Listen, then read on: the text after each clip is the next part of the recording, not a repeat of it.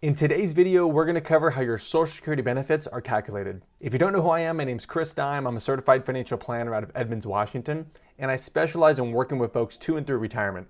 One of the most common questions I get for retirement planning is how are my Social Security benefits calculated in retirement? So today I thought we'd cover the back end calculation so you can feel more equipped to verify if what the Social Security Department is telling you you're going to get paid is what you actually should be getting paid.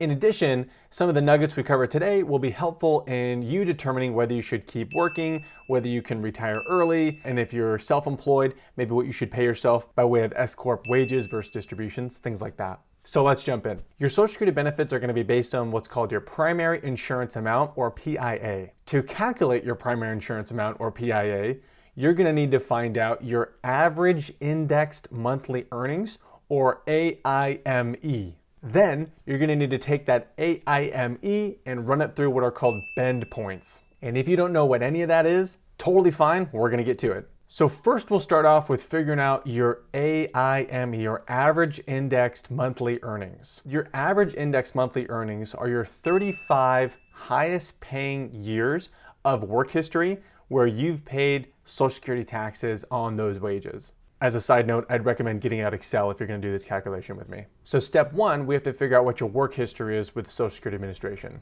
You can find that out by going to ssa.gov and pulling a Social Security Administration statement. That'll have your past work history and the total wages you've paid towards Social Security. Now, to clarify, the earnings work history you find in that statement is not necessarily how much money you made in those years.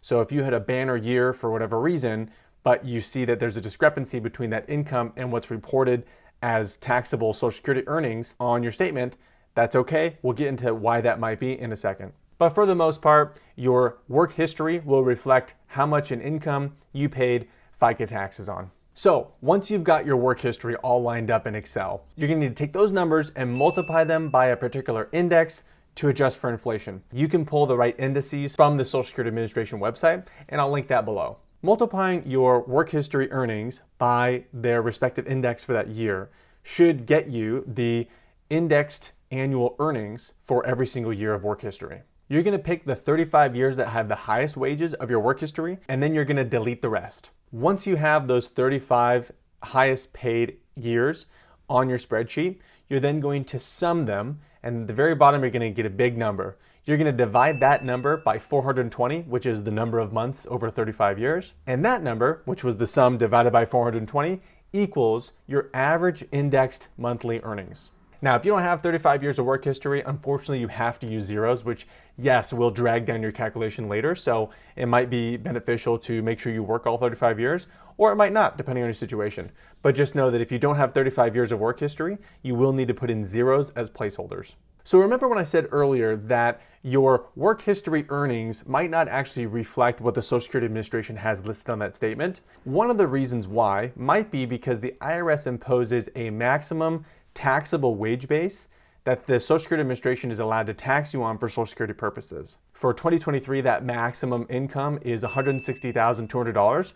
So if you made $170,000, only $160,200 would be included as taxable earnings for the purposes of Social Security. Theoretically, that means if you made the taxable wage base maximum every year for 35 years, your Social Security payment is going to be as high as possible. Likewise, if you made $1 billion for 35 years in a row, your benefits are theoretically going to be the exact same as this other person. And of course, if you made less than the maximum taxable wage base, your Social Security benefits are going to be smaller. But the point is, there is a maximum amount of Social Security benefits that anybody is entitled to. And so once you've reached that threshold, if you make way more money, it actually doesn't help your Social Security benefits. So now that we've determined our AIME number, we can use that to find our primary insurance amount. The way that we do that is we take your AIME number and we multiply that through the Social Security Administration's bend points. Bend points change every year, and so I'll link below to where you can find yours for a given year if you're viewing this in a year other than 2023. This is also where Social Security benefits really shine by way of a progressive benefit for those on the lower side of the income spectrum. So for 2023, the bend points function as follows. For Tier 1, you'll get 90% of your AIME number up to $1,115. So we'll put that to the side. Then tier 2 is going to be 32% of any money between $1,115 and $6,721. You get 32% of whatever's within there.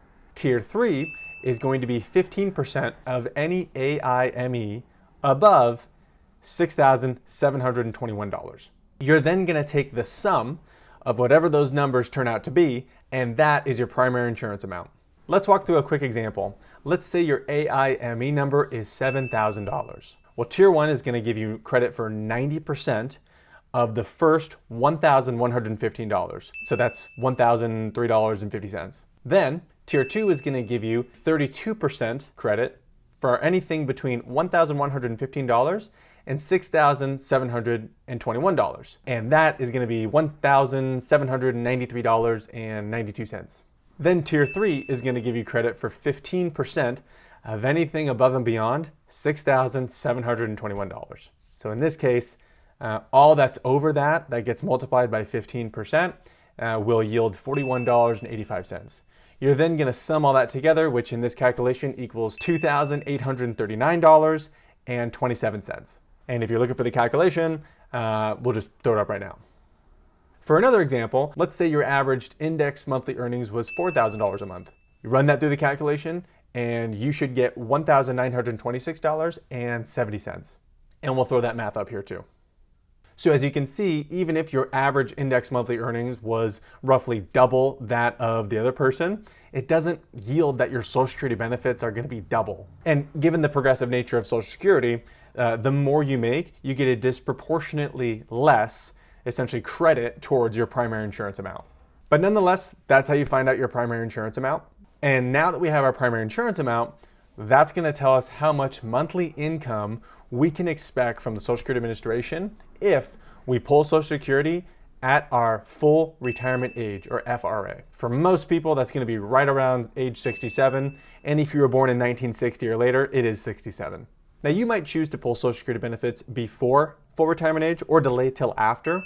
We'll have to touch on that in another video, how that affects your benefits. But nonetheless, your primary insurance amount equals the benefit you can expect at your full retirement age.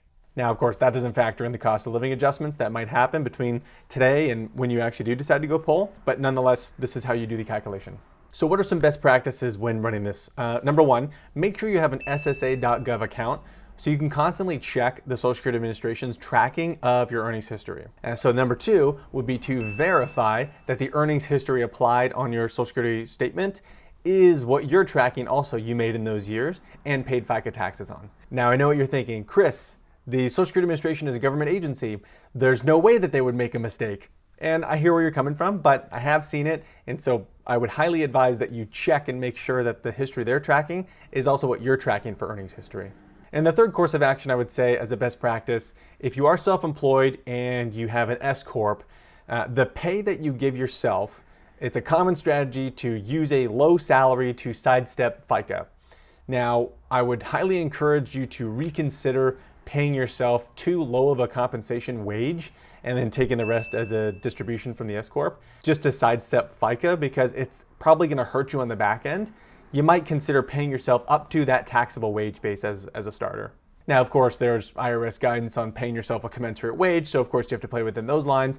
But for the flexibility that you do have, please know that it's not all for naught just because you're paying FICA. So hopefully that was helpful in clarifying how your benefits are determined. If you have more questions, drop me in the chat below, send me an email, we'll get you squared away. Have an awesome rest of your week. We'll chat with you later. Bye.